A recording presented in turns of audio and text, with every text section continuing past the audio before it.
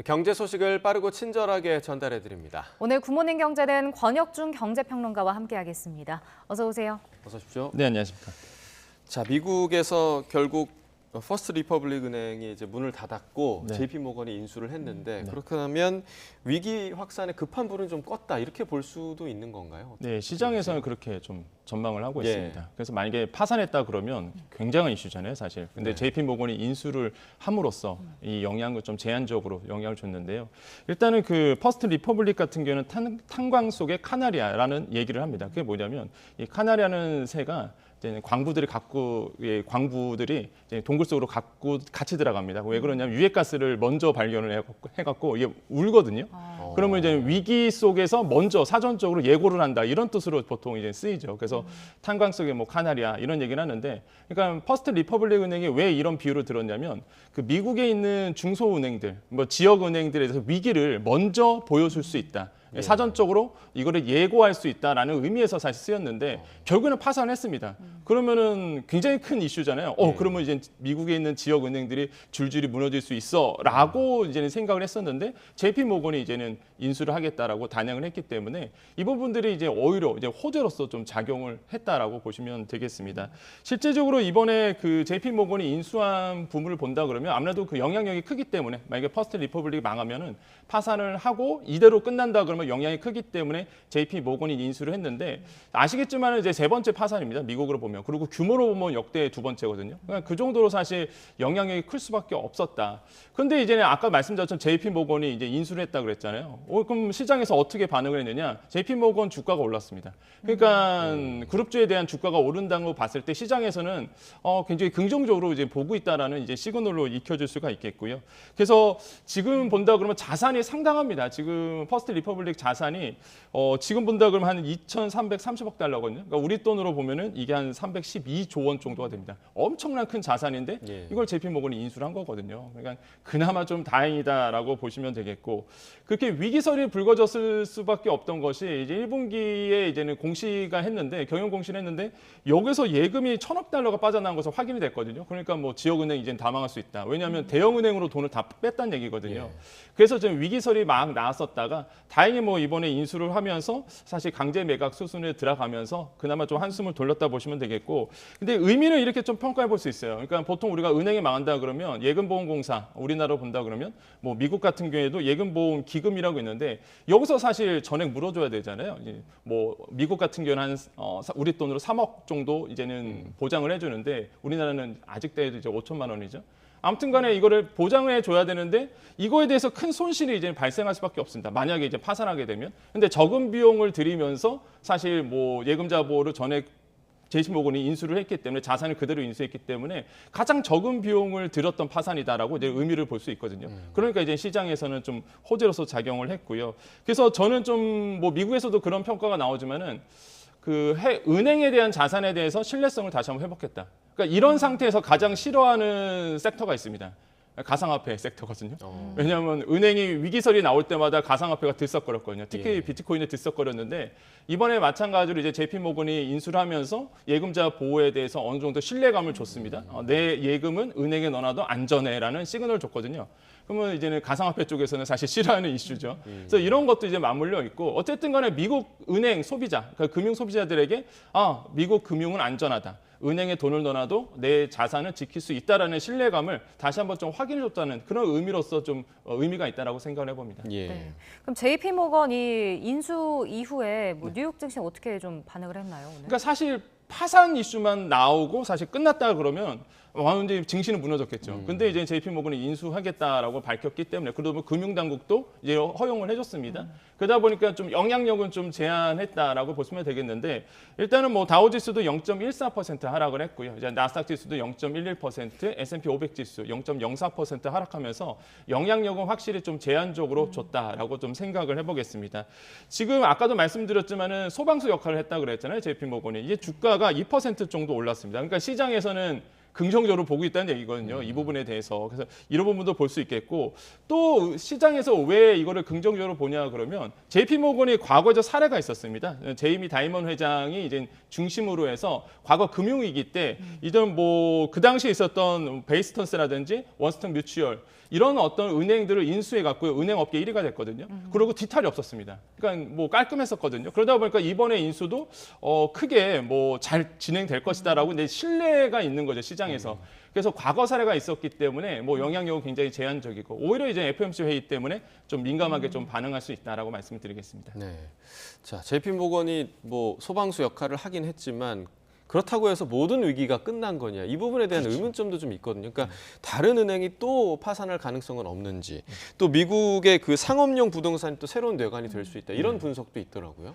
그러니까 지금 미국에서 또 중심을 보고 있는 게 부동산 시장입니다. 네. 뭐 우리나라로 치면은 뭐 PF 대출 부실하다 이런 얘기 하잖아요. 네. 미국도 마찬가지입니다. 이제는 금리 인상이 되면서 가장 부실해졌던 게 사실 부동산 시장인데 이 부동산 시장에서 가장 큰 게 이제 공실률, 그러니까 상업용 부동산이죠. 이 상업용 부동산에 대해서 이제 부실이 커질 수 있다. 지금 뭐 미국의 오피스 빌딩의 이제 공실률을 본다 그러면 19년도 같은 경우는 한 12% 정도 됐었습니다. 근데 이게 점점 차트 보시면 아시겠지만 올라가거든요. 이게 17.8%까지 올라왔습니다. 이게 2023년도 1분기 기준인데 이게 본다 그러면 2019년도보다 5.6%포인트 정도도 오른 수치죠. 네. 그러니까 그 정도로 사실 공실률이 높아지는데 이게 공실률이 높아지는 게 왜 문제냐? 뭐 이미 아시겠지만은 이런 그 상업용 부동산에 많이 이제 대출해준 쪽이 지방은행들이었습니다. 예. 뭐 우리나라도 마찬가지고요. 미국도 마찬가지로 지역 은행들이 이렇게 상업용 부동산에 많은 대출을 해준 부분이 있거든요. 그러다 보니까 만약에 이런 공실률이 높아지고 상업용 부동산에 수익이 못 낸다 그러면 뭐 은행까지도 금융위기가 전이될 수 있는 부분이 남아 있는 것이고 특히 은행의 전체 대출을 봤을 때에 이런 상업용 모기지 비중 그러니까 장기 대출로 봤을 때 38%를 차지합니다. 그러니까 은행들이 가지고 있는 이런 지역은행들이 가지고 있는 대출의 38%가 이게 상업용 부동산이라는 얘기죠. 그래서 상업용 부동산이 부실해지면 정말로 은행들도 부실해질 수 있다라는 것이고 지금 올해 만기로 돌아오는 상업용 부동산 대출이 있습니다. 이게 달러로 보면은 4,500억 달러인데 우리 돈으로 보면 깜짝 놀라실 거죠. 이제 603조 원입니다.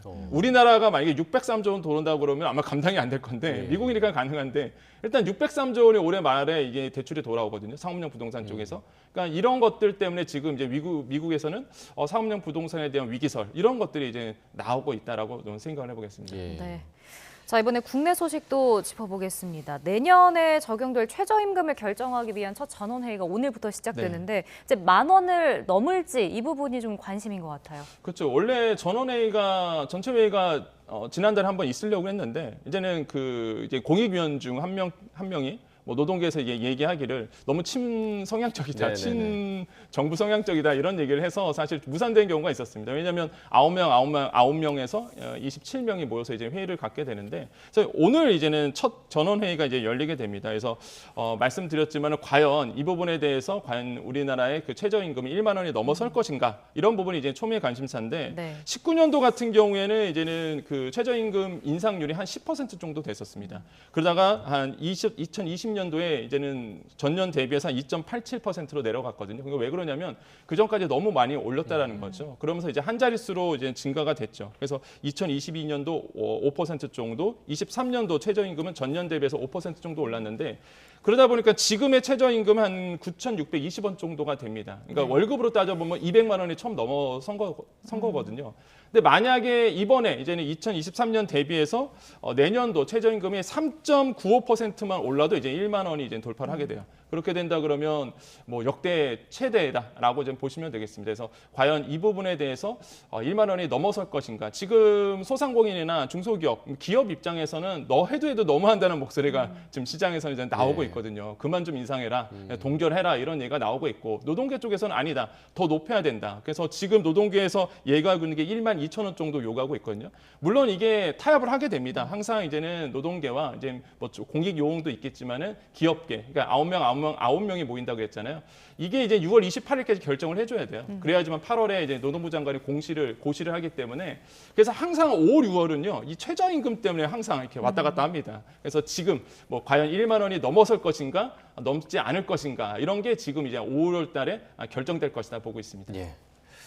자, 수출 관련 소식도 좀 알아보겠습니다. 뭐 반도체 영향이 가장 컸겠죠. 네. 계속해서 7개월 연속으로 지금 역성장을 기록하고 있는데 하반기에 좀 반등할 가능성이 있을까요? 어떻게 보세요? 그러니까 반도체에 달려 있습니다. 네네네. 이게 정말로 뭐 부정할 수 없는 게 우리나라의 반도체 쏠림 현상이 이 정도로 심각했나라고 뭐 고려할 정도로 사실 반도체 업황에 따라서 좀 달라질 수 있겠는데 차트에 보듯이 우리나라의 연속 수출 역성장이 났는데 이게 7개월 연속적으로 나왔습니다. 그래서 수출로 본다면 7개월째 역성장이고 무역 수지 전체로 본다면 14개월 연속 감소거든요. 사실 이렇게 본다 그러면은 좀 뼈 아프다라고 보시면 되겠고 4월에 이제는 무역 수지를 봤더니 한 26억 한 2천만 달러 정도가 이제는 적자를 봤습니다. 이런 거 봤을 때도 좀 문제라고 보시면 되겠고 차트에 보듯이 이제 4월의 수출액도 마찬가지입니다. 4월의 수출액도 7개월째 역성장 이제 가고 왔는데 이런 거 봤을 때에 이제는 반도체가 이제 뼈 아팠다라고 보시면 되겠어요. 그래서 전년 동기 대비 한 14% 정도 올해가 좀 감소될 것이다라고 이제 보고 있죠. 그래서